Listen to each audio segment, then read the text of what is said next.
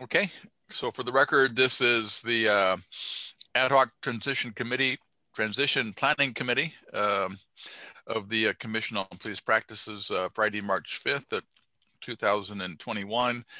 For the roll call, I'll just read through the Zoom. I'm Doug Case. I am the chair of the committee.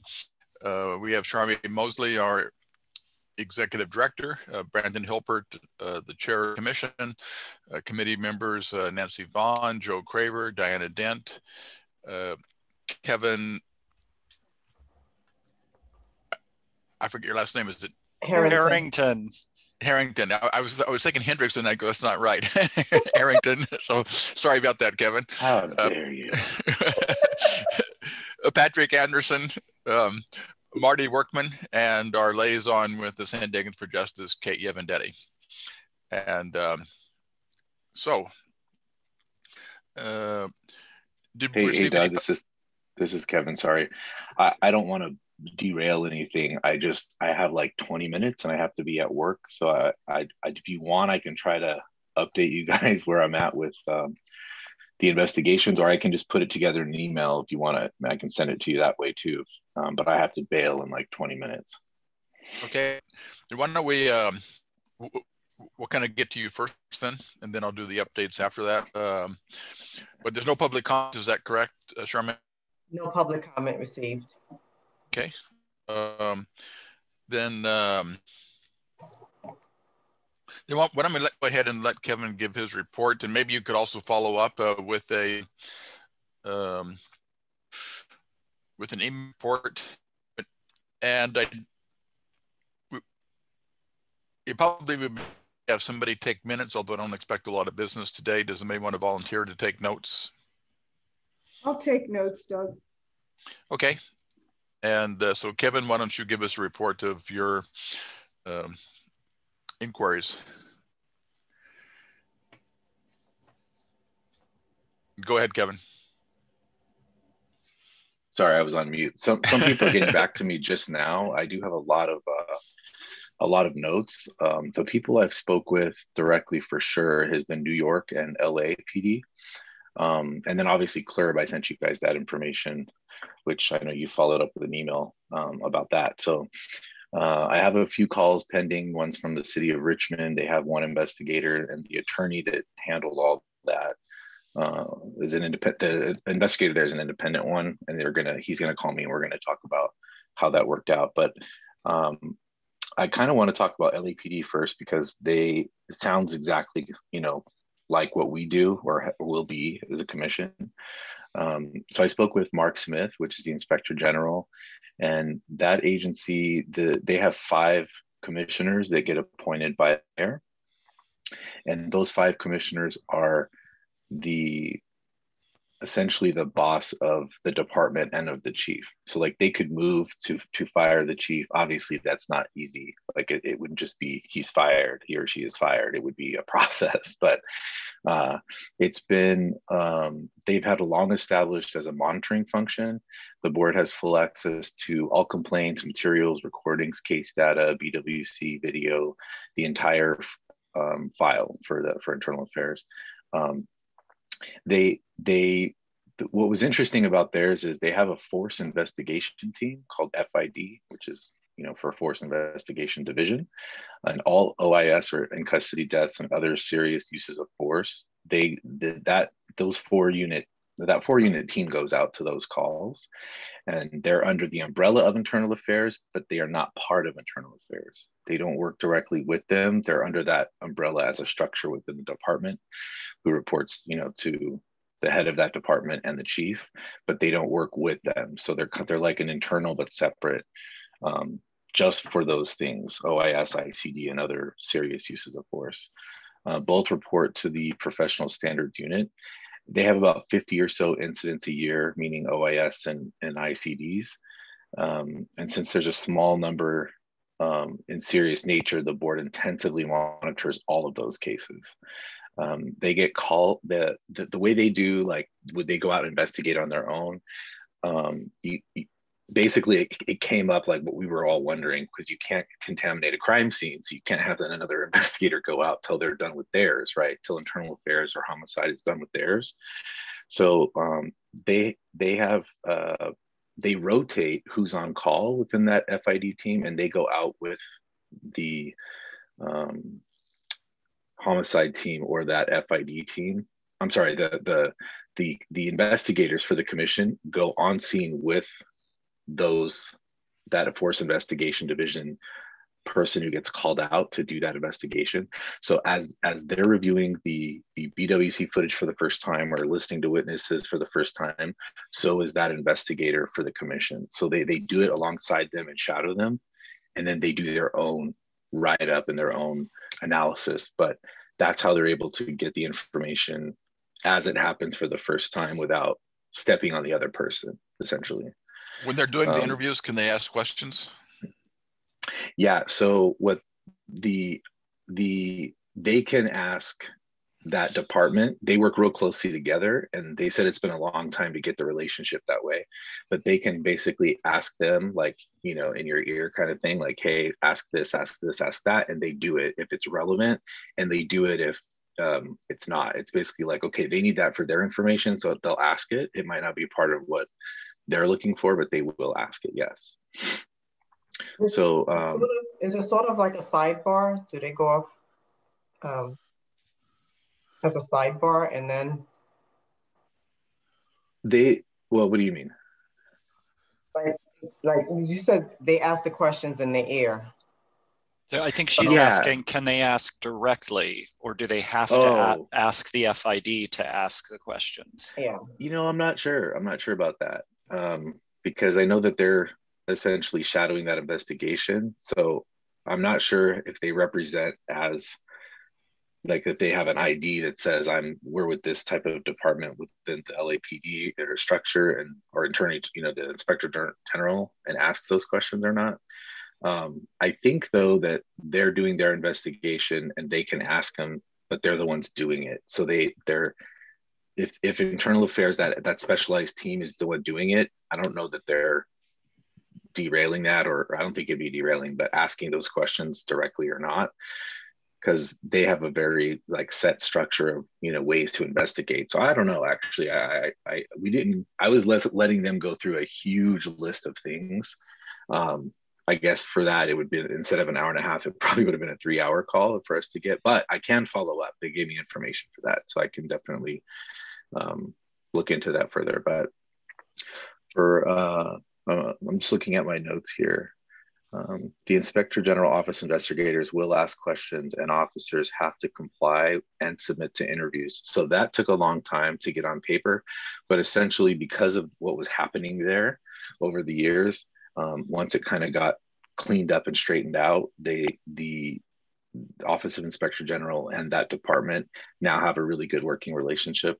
And it's basically a consent decree that allows them to do that. That was just agreed to by the department and the chief over time. So they don't have to get subpoenas for those officers. It's part of the internal workings of the paperwork that they have to do it. So if that investigator later says, I want to see officer so-and-so, they have to do it just like they would with internal affairs.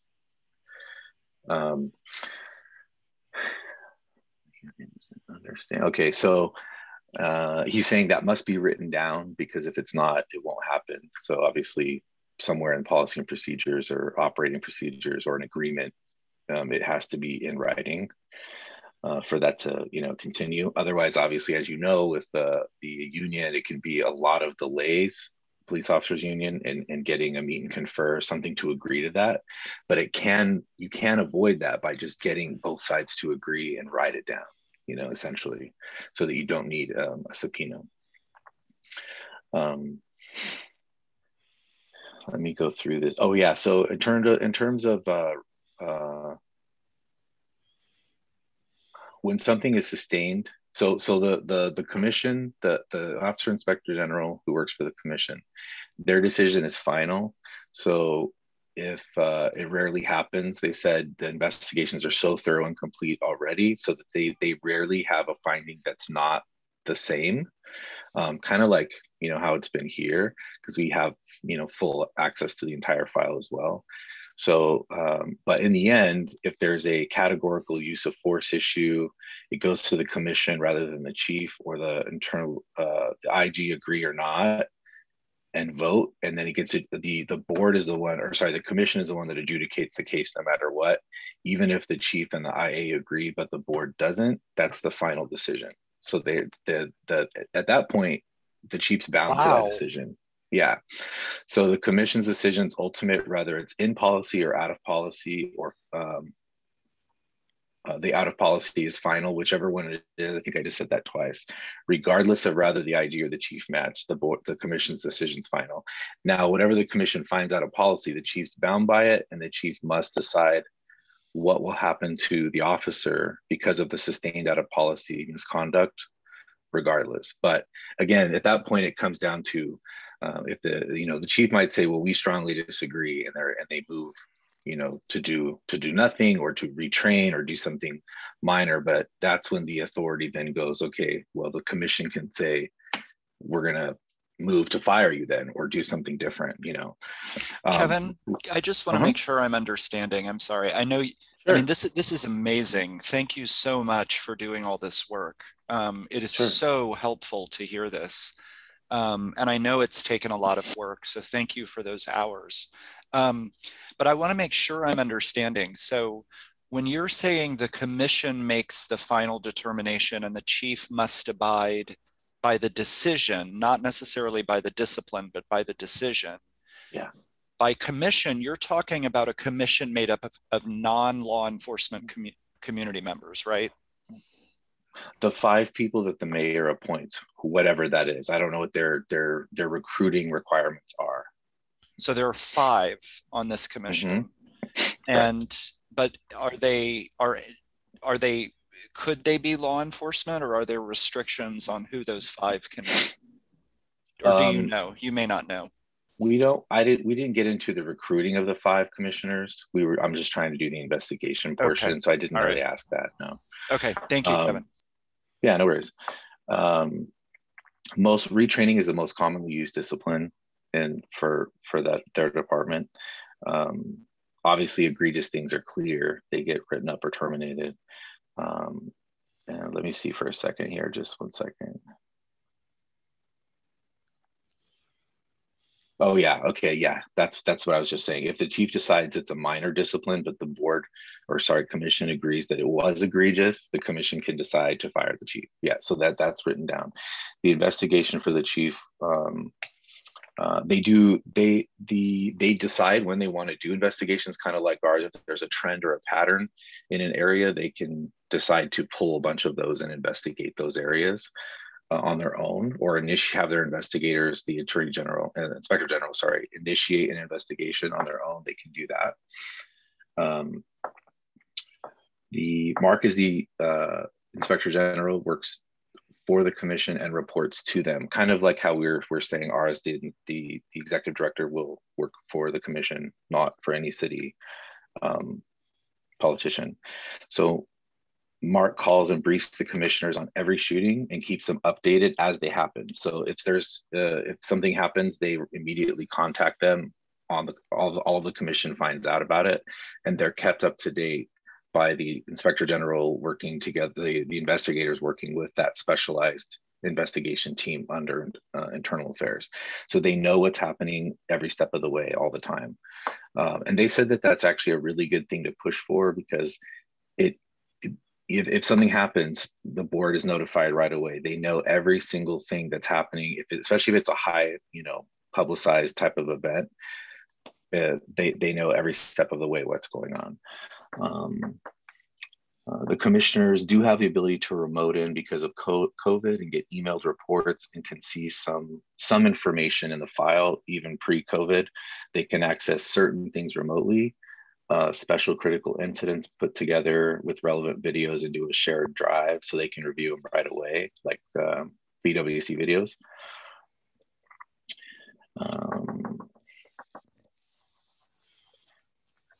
So the FID team does interviews of witnesses, suspects, victims, etc., and the interviews are transcribed and put on a shared drive with the BWC.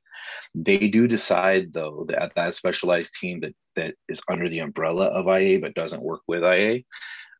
They do decide what's relevant in all of that data, like the witness statements, the body worn camera footage. If they were all there, you might end up with, 20, 30, 40, 50 videos that are just of someone standing here around the crime scene protecting it, and you're just watching hours of that, right? So they comb through and find out exactly what's relevant angles for the event, and that's all that gets forwarded, but you can access the rest if you decide you want to.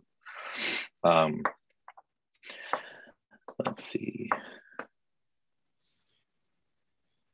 How do they do there? Does the Inspector General subpoena? They have the authority, but again, that consent decree the LAPD went through, which was a lot of work for them back in the day to do that. It's part of the rules, and in the manual that LAPD comply and not obstruct the Inspector General in any way. That subpoena rule basically, the subpoena rule basically is not used there because of that. The attitude from the chief is that the Inspector General gets everything they need at any time, and the Inspector General is the same way. And IA is the same because the chief puts that type of working relationship. Yeah, so the attitude of the chief, he kind of alluded that because the attitude of the chief is that way, and they've kind of delineated that down, that's kind of what's happening, with the oversight commission. It's just a open, whatever you need to do, whatever information you need, however you need it, we're not going to put any stops in your way. And then again, there's another notation here, the authority written, the department put it in the manual, and the Inspector General will have compliance. It came from the PD over time when they eventually accepted oversight. It wasn't, let's see, sorry, I got a lot of notes here.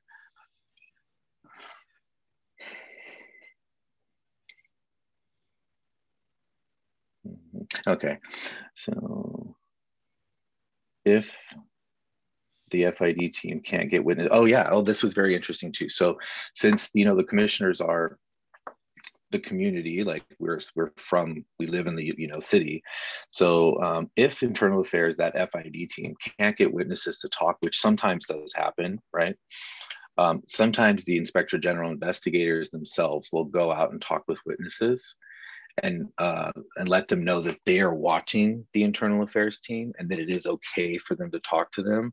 And then it kind of bridges the trust, because there's a lot of mistrust in different, communities. So the oversight investigators, being the commission, will go out and talk to them themselves first and say, like, hey, we're watching them, it's okay, we're going to review every single thing and make sure it's what you said, you can talk to them.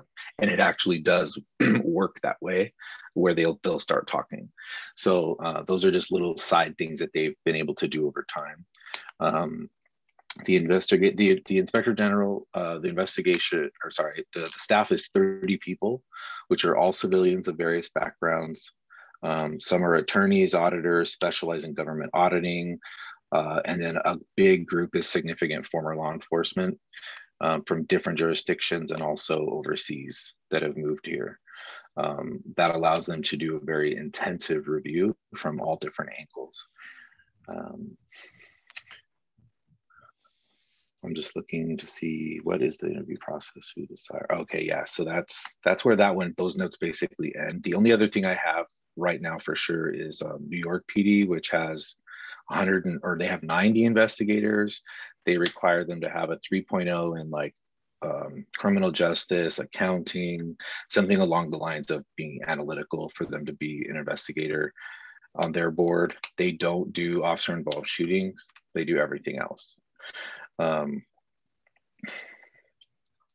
And then the rest is actually me just waiting for, there's calls out and there's emails to Atlanta, New York, Richmond, Las Vegas, Austin, Dallas, Florida, Seattle, San Francisco, all those I'm still waiting to hear back something.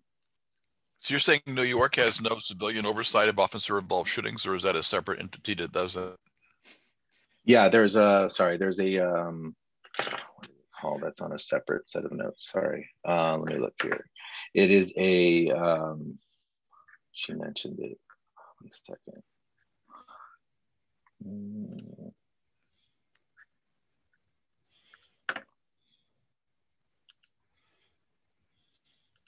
Basically, they review the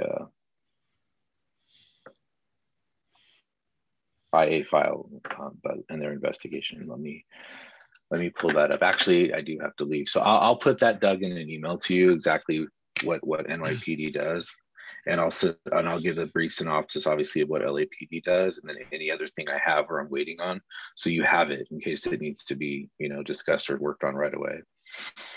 Kevin, everything you just said was LAPD or NYPD? LAPD. Okay, that's what I thought. And then you were talking, the staff of 30 that you were talking about, was that still LAPD? Yeah, that's the Inspector General. Right, okay. Yeah. So when Doug asked, so NYPD there's no civilian oversight of officer involved shootings. Doug.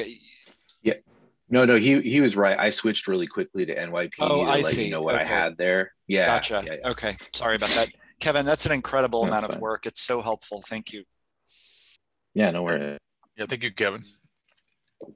So I'll get that email hopefully to you guys tonight, and then keep as information in. I'll just keep, reporting. Kevin, okay. Before you leave, may I ask one quick other question about what you're going to send us? This is a public meeting, so anybody can watch this meeting. If when you write this up, it's something that I could share in advance of the roundtable next week, just to give even more information, let me know. If when you write it up, it feels like it's shareable, let me know. If you don't, then I won't. Sure, no problem. Does anyone else have any questions? No, but thank you for that. And as you get responses, if you could maybe send us an email, not necessarily after each response, but at least documenting that as well as giving a verbal report, that would be helpful. Yeah, no worries, I will. Thank you, guys. I have to run to work. Thanks so much. I appreciate it. Okay, thanks. Okay, I'll go back to the updates. The implementation ordinance, the city attorney's office is continuing to work on that. And I was reminded that I forgot to ask last week. I think that Andrea was going to work with Kate on a definition of investigative proceedings, and I'm not sure whether or not that was done or not. And so I asked her about that last week, and she said she thought she was working with you on it and was waiting to hear from you, Doug. Okay, I will. So I think there's a miscommunication somewhere. Okay, I will clarify with her. Okay, thanks. And then, and the second item is actually our item of new business. So wait till we get to that. She wanted some direction on the appointments of the initial commission. The second item is interim and permanent standard operating procedures. We got our first taste today of what a meet and confer is like. I don't think we're permitted to talk about the details of the meet and confer that we attended. It was regarding the interim standard operating procedures, which should be fairly straightforward, but they did a lot of nitpicking. The outcome we can announce, and the outcome is that we will be making a minor adjustment to add to the introduction that we will comply with the law, or essentially recognizing some of the provisions of POBAR, and it'll then go to the PSNL committee on Wednesday, March the 10th. And I forget what time that meeting is. Is it 9 o'clock or 10 o'clock, Charmaine? I think the last one was at 9. I don't know, but I'll check and let you know. And so that'll be one of 3 items is on the agenda there, and it should be fairly straightforward, and that will have to go to the full council, because the council approves the standard operating procedures. So they essentially have the same force as a ordinance, although they're more flexible than an ordinance in that they can be amended by the council at any time. Doug, Yes. a question. Who was at that meeting with the meet and confer? Everybody. Everybody. The entire, it seemed like it, but actually the discussion was with their attorney, who is Brad. Help me with the names, Charmaine. Brad Fields, and then Tim. What's Tim's last name? Davis. Davis is the city's chief negotiator or attorney who does that. So the two attorneys were talking back and forth, and then there were three people from human relations. Our attorney, Christina, was there. Joan Dawson was there, and then on their side, there was a POA board member. His name? Brian Navarro. Right, and then Jack Schaefer, and I think that was it.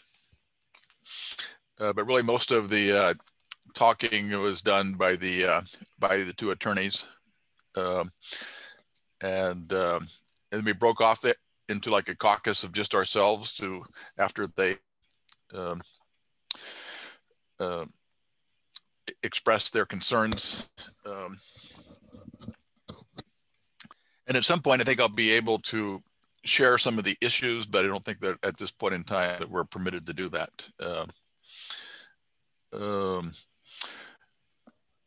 two additional items that'll be on the PSNL meeting is the creation of the Office of the Commission on Police Practices, which basically is required in order to hire staff. You have to, and to have a budget, you have to have a department, and which will create that department. And then the third item will be a resolution to appoint Charmaine as the interim executive director and move her position from boards and commissions to the new department once it is created.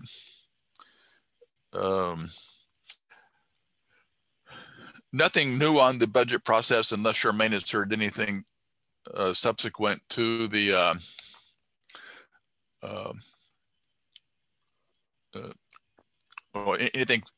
anything new regarding the two supplemental positions we've requested. And I would just thought to myself that we did submit as requested a budget to the Department of Finance, and I will send a copy of that to everybody on the committee. I meant to do that and was waiting for it to be finalized, and then I got busy. But the budget was, as we discussed last week, we divided it into the remainder of this fiscal year, the next fiscal year, and the following fiscal year. So it was divided into fiscal years. It includes the two supplemental positions. It includes making the general counsel position a staff position in the fiscal year that ends in 2023. And the other changes that we talked about last week. Anyway, but Charmaine and I looked at the different categories and so forth, and put that together, and I will send a copy of that out to the rest of the commission. And the budgeting process really begins in April, and so we'll need to pay attention to that process. And they have a hearing on each department, and so by then we'll be a department. So I'm assuming that we will have our own budget hearing for our department, and so that'll be our first really opportunity to make our voice heard, and so we'll want to have plenty of public participation in that, and hopefully the mayor's office, the Department of Finance, when their proposal will look very similar to what we requested. We'll find out in just a couple of weeks. Standing rules. once again, I have not had time to work on that. It hasn't been a top priority. I've been working this week on caught up on case review and the other things I just talked about. But it's still on my to-do list. And then we've made some changes to our website to reflect that we're now a commission and not the CRB. And maybe I'll have Charmaine talk a little bit about those changes. Yes, so I've been working with the IT department on pretty much revising the CRB's website to bring it up to speed with CPP. One of those changes is the section on CRB's policy and procedures. So what I've asked them to do is to take the CRB's policy and procedures and put it into a separate folder. And then we can also go ahead and add the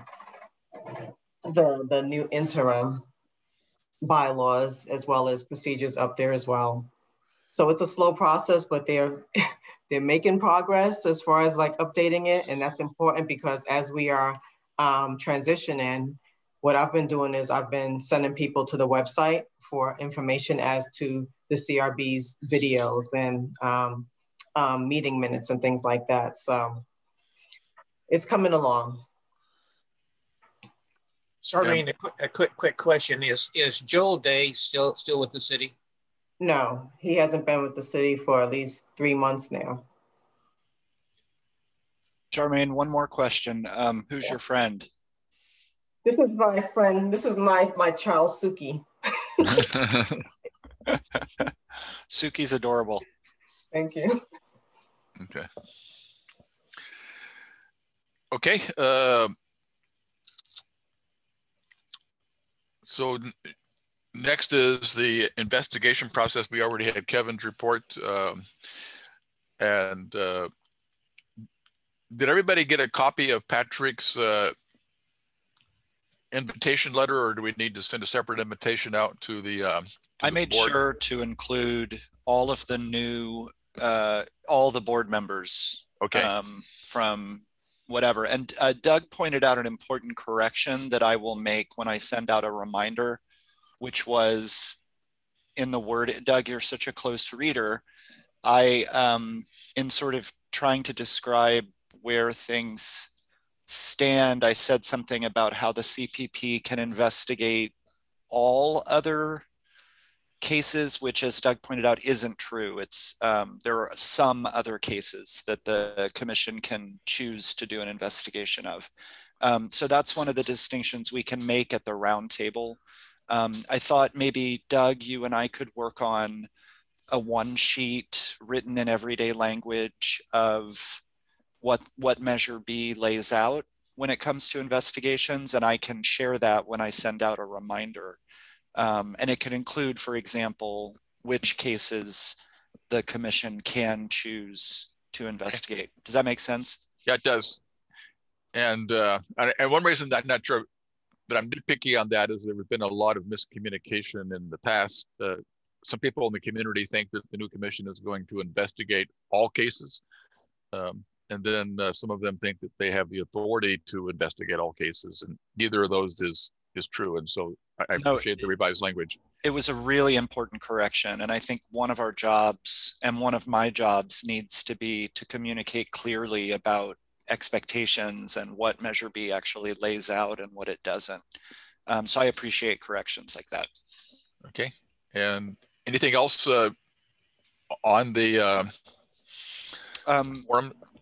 Just that Jason Wichtel generously agreed. I'm really excited about this roundtable. I think it'll be very different from previous roundtables. The idea is, as the email lays out, is that Jason's going to talk for about 30 minutes or half an hour. And then I do want to say, because I know when I'm sitting in these roundtables, I often have a lot to say and I want to jump in. But really, since we only have 2 hours together, the real focus is for us to listen. And so my facilitation of the event will be just to sort of give space to people and sort of keep track of the speaking list. And then I'm going to focus on listening and taking notes as much as I can. But that's all. I'm excited about it. It's next Thursday, 4 p.m. I hope everybody can be there. And at our meeting last week, we talked about inviting him to a meeting of this committee after the roundtable to help us formulate our recommendations. Did you ask him if he's willing to join us at a meeting? I haven't asked him that directly, but I will. Okay. And my sense of him is that he wants to be helpful.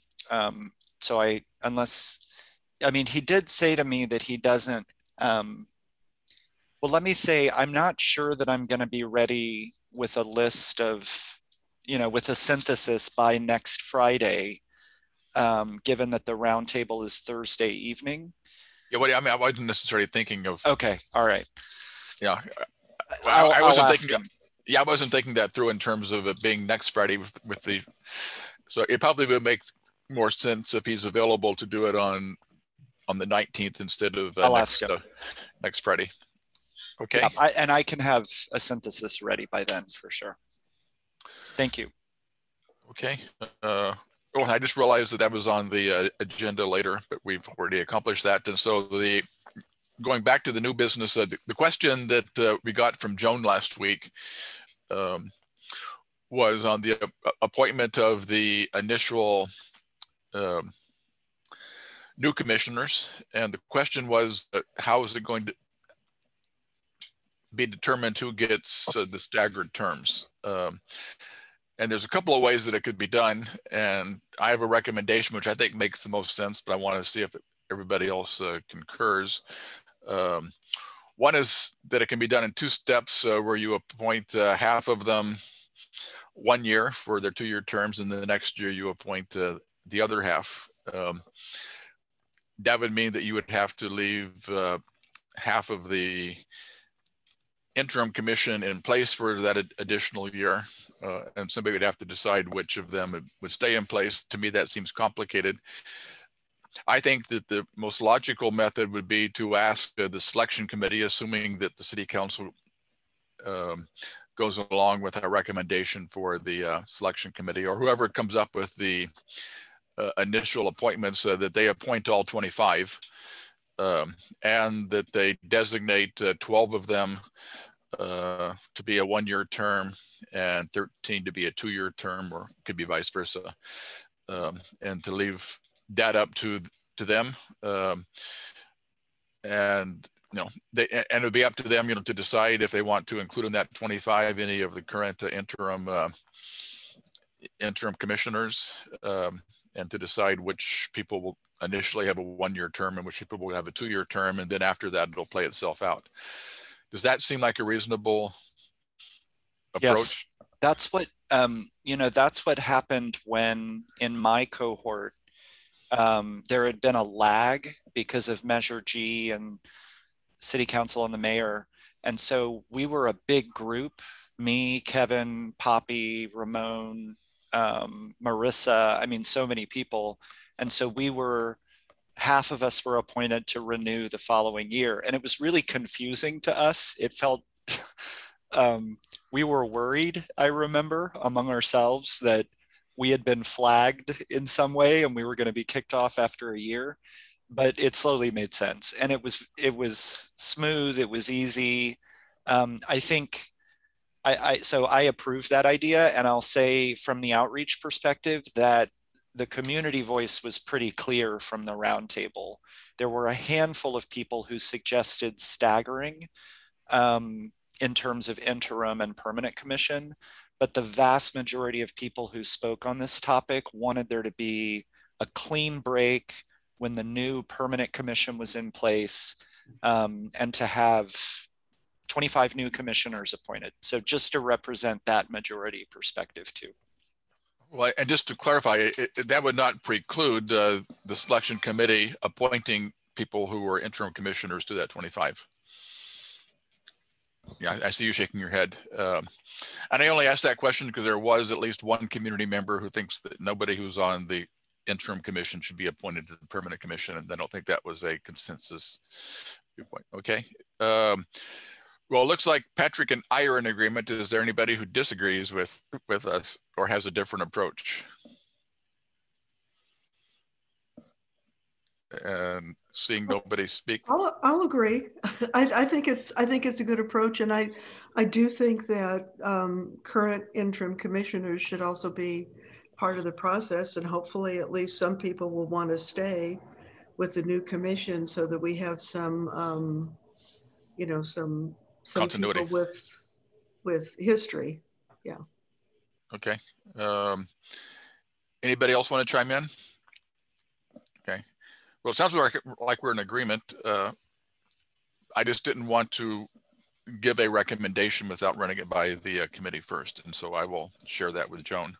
Doug, I also feel comfortable saying, just based on, I mean, obviously we didn't take a straw poll or anything like that, but based on the 4 roundtables and the overlapping discussions, I think that this plan, not only the sort of let's do all 25, but I think what you've described would also have the support of the community. I don't want to speak for them because we didn't take a vote, but, and I see Kate nodding, it felt like the roundtables, the sort of spirit on this question would be in support of what you're describing. Okay. If you want to represent that to her too, I'll take the credit or the blame for putting that voice on the table. Yeah. Well, I mean, just to add to that, I think it's clear from the roundtables that people want a complete break. They want a completely new commission. And so I think that saying, well, we're going to keep half of the interim people on and we'll kind of pick out who those people are would not be accepted, would not be acceptable. So I agree with Doug and with Patrick. Okay. And Kate, just to be clear, when you say keeping interim people on, what you mean is keeping half the commissioners technically interim commissioners. You're not talking about any of the individual people here. You're talking about there should be a break where all commissioners working are permanent commissioners, yes, even if there's some overlap between who those people are. Yeah, yes. Okay. If there's no opposition, I don't think we need to take a vote unless Charmaine thinks we have to take a vote. So I think that it's fine just to get a consensus and for me to report back to Joan that that's the way we think that she ought to write it up. Okay, so we have our, well, let me ask this question. I was going to make an assumption, but we're having the community forum on Thursday evening. Do we really need to meet next Friday, or maybe we should wait until the following Friday?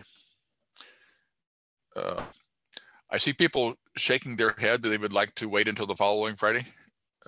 Maybe with the caveat, Doug, of if something important happens and you need to ask us to meet, that we can do that. But otherwise, it'd be nice to have a Friday lunch. Okay, then hearing no objection, we will set our next meeting for noon on the 19th. Are there any other items or concerns? I have, and I know I texted you this, Doug. I didn't. You know, and I know I mentioned this before the meeting, the actual commission has at least 60 something cases, active cases assigned to them. That's like 3 times the number of cases that the commissioners have actually been doing in the past. So as we're moving forward with a lot of those cases having sustained findings, they have to be reviewed within a certain time frame, that 1 year time frame, and possibly sooner than that 1 year. I'm just thinking as we're moving forward and with internal affairs, increase of staff, they have at least 100 and something cases assigned to the sergeants right now. We're going to be seeing more cases coming to the commission. And I'm thinking as we're moving forward, I'm not sure that the commission is going to be able to tackle these cases within a timely manner, especially with the 1 year time frame, because we're moving to a larger number of active cases assigned to commissions where the teams are operating in teams of 3 right now. So that's something that we have to, really, really keep in mind, whether the commission wants to think about increasing the number of commissioners or have something in there where if the cases do exceed a certain amount, that we can get additional commissioners, or we can revisit the way the commission is actually reviewing cases. Something has to. I guess my response is that I agree with Andrea and other community members who have said that we need to reimagine the way that the commission operates, and that we should not necessarily do things the way we've done them in the past, which has been very time intensive for commissioners and limits who's able to be on the commission. So I think as we move forward, we ought to be thinking of what the role of the commissioner is, and reimagine how we do case review. That doesn't solve our immediate problem, because we have the immediate problem, but we also were stuck with the the city council can't appoint more interim commissioners because they don't have the authority to do so, which is why we tried to make sure we had a full board prior to the CRB expiring. Doug, I have a comment, if I can. Go ahead. Team one has decided, Charmaine, to work pretty much in twos, and it'll be a shifting pair of people doing the most work, the heavy lifting, the serious review process and writing the report. The third person will come in, will be with us in the beginning to start the process, and will come in and read the report and have any comments about it at the end. And in the meantime, they can be working with one of the other people on another case. And so we're going to spread ourselves a little bit thinner than normal as a way of handling the number of cases that we see and understanding there are more coming. We need to start talking about an 11-month limit on our returning of cases with sustained findings instead of talking about 1 year, unfortunately. Yes, we're going to have to look at changing the date. And I know we've also been talking with Captain Holden as far as getting the case reports to the teams prior to the meeting so that the teams can be able to read those cases before the meetings and be prepared, as well as getting the IA investigations also before the meetings so that everybody is prepared once they get into the meeting. But we have to think about, like, right now what's happening, because I looked at the spreadsheet yesterday, and as I'm continuing to assign these cases, I know the teams are working very hard. And as we are continuing, we're down to like 19 commissioners right now. Who knows what the future holds if we still have people deciding that they want to, resign. So we have to start thinking about that. Charmaine, sorry. Can I comment on both of those comments, Doug? Yes. Sure. So I was about to say, Charmaine, a version of what you said. I was going to say, so what Nancy's describing, I proposed this, that we sort of within the team have little ad hocs that work on different cases together. And it was a part of what I've talked about to Doug and to this committee before, that it may be that the team model, thinking long-term, might be something we should revisit and think about clusters for each individual case, which works really well with committees that have a huge workload of file review like this. But the other thing I was going to say is that, on one hand, we need to look at workload. I know Poppy's raising questions about what is expected of us as people with lives outside of this volunteer work. But on top of that, what Charmaine's describing is another piece of this puzzle. A part of the backlog is workload, the pandemic, an increase in complaints since the protests and so on. But a part of this is also about the board meetings. If we have to read out loud every case, every word before we can vote, then there's no way in a board meeting that we can increase the number of cases we get through from what we've always done. And we don't get through that many. So I think we have to, and Charmaine, you're doing a great job advocating for this. We have to let IA know that while we're in this interim period, we need to be able to review cases in advance of meetings so that, in our current setup, what, like 80% of our board meeting is listening to a team member read a case verbatim. It's completely inefficient. I mean, it's a complete misuse of our time. And if we didn't do that, that bottleneck would solve a huge part of this problem. So I agree with you 100%, Patrick. I've been saying that for years. And now that we have things, the ability to have things remotely, and I know that Brandon's been working on this, if we can get a file set up so that everybody on the commission can read the team report and the full IA report prior to the meeting, and then have the team present the case and the issues, give a summary of it and have the issues, lined up. But it would be like an executive summary of the case, and then ask for questions. It would save a whole lot of time, and would save. And that's part of the issue is the meetings themselves. We can talk about more efficient ways of accomplishing our task. I'm not sure that that's the purview of this committee. It could be, but I think we have enough to do. But maybe we ought to devote some time at our next board meeting to talk about the issues of how can we make our meetings more efficient, and how can we make a case review more efficient, given what our current caseload is, and then leave it to this committee to come up with ideas of, moving forward. Are we still going to continue this team approach? Are we going to do a deep dive of every case, et cetera? And then Poppy also mentioned to me last week that she thinks that we ought to explore the idea of not having fixed teams, to have teams that are case specific, and so that and there's some pros and cons of doing that, but there are some good reasons why we may want to have a different team assigned to each case, as opposed to having teams be the same team.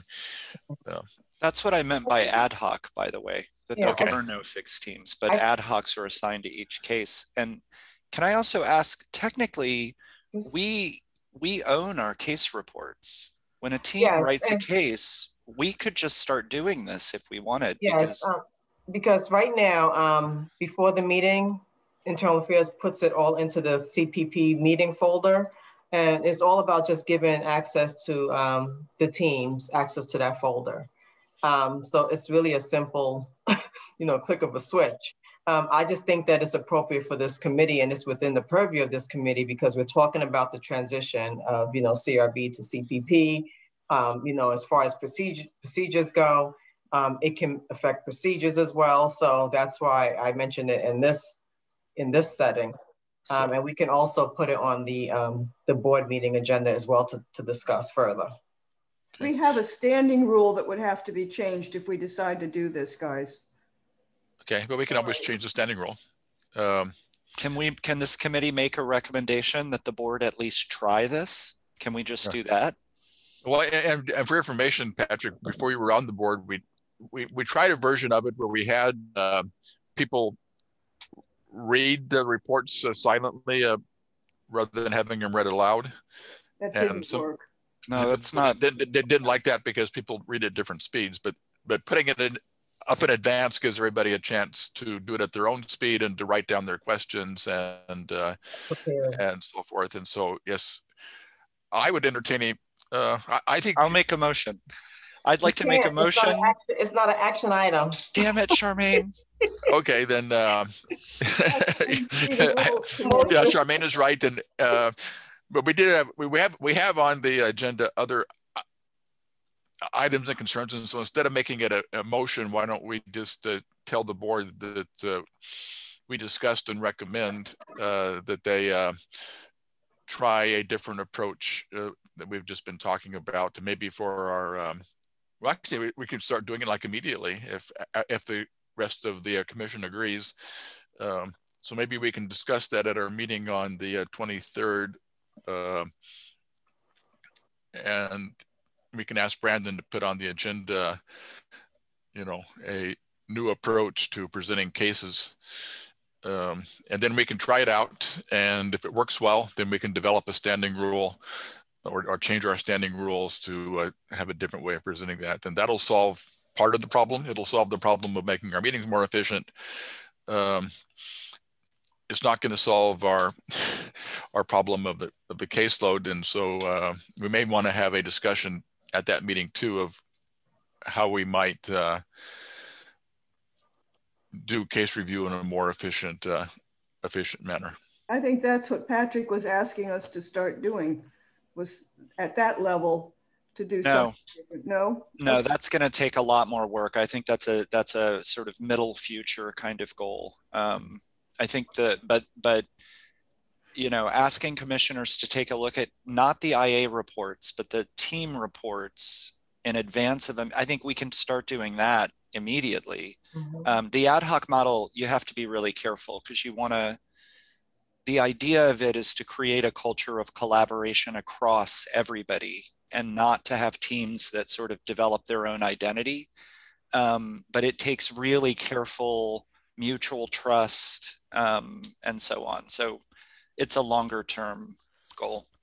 Yeah, and maybe I would encourage people to begin thinking, at least in the back of their minds, of how the new commission can approach the review part of their function. Do we want to continue with teams? Do we want to have fixed teams? Do we want to have ad hoc teams? And do we want to do a deep dive and a written report for each case, or do you want to do something more along the lines of what we currently do with audits for Category 2? Or do we want to select certain cases to do a deep dive, and how do we do that? What can be done by staff? In other words, can the investigators do some of the stuff that the teams currently do? And so that's kind of what I mean by re-envisioning how we operate. And I don't have the answers to share with everybody today, but I think that's part of what we ought to be looking at, and ultimately it'll be up to the new permanent commission to develop their own standing rules. But I think we can begin that thought process. Yeah, I think, right now we should be thinking short term, just as, internal affairs is ramping up the number of cases they're going to be closing out and me assigning to the team. So any type of solutions that we can think of short term, that would be very, very helpful to move, the teams along. And okay. So any other items or concerns? Thank you for bringing that up, Charmaine. That's a big I have one. an item because I haven't talked enough in this meeting. I keep trying to tell, every time I go to a meeting, I think, okay, let's experiment with not talking as much. And then I just have feelings. I can't help it. I want to thank Doug for the work that you're doing on this committee. I know I do this a lot, but I feel like you are such a good chair of this committee, and you're doing the work you're doing to advocate for not just this commission, but for the city and for the communities engaged in this being a successful transition are really profound. It's a lot of work, and just as importantly, it's a lot of really good work. And I want to say the same thing to Charmaine. You're balancing, I don't know how you're balancing everything. I don't know either. I mean, I really hope that we have sent the message strongly to the city council and mayor how unfair and just as a labor issue, how dehumanizing it is to expect so much out of one person, especially on a commission that so much of the city is deeply invested in. And what in particular, just to name this, what bothers me is that all eyes are on this commission. The community is watching, they want it to work. And they're also understandably hyper-critical, hyper-aware of the potential for failure. And because you don't have the resources you need, all of that is resting on your shoulders. And I think that that is deeply unfair. And the least I can do is try to do my job and devote the time that I can to make this work, but also to acknowledge and celebrate you, Charmaine, because you're not just eking it out. You're not just getting by with it. You're doing a really great job.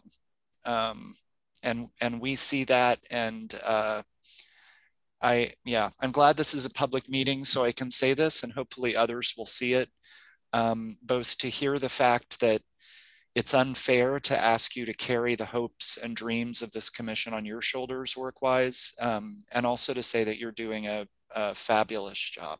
Thank you. Thank you. And it may be good if people are available at 9 a.m. on Wednesday to make that comment during public comment at the PSNL meeting. And so any other items or concerns? Charmaine, do you mind, since you have the list of all the commissioners, can you send out the final version of the budget sent to the Department of Finance? And with that, if there's nothing else, we are adjourned at 1:04. So thank you. And thank you for your kind comments. Take care, you guys. And take it easy. Have a good weekend. You too. Bye-bye. Bye-bye.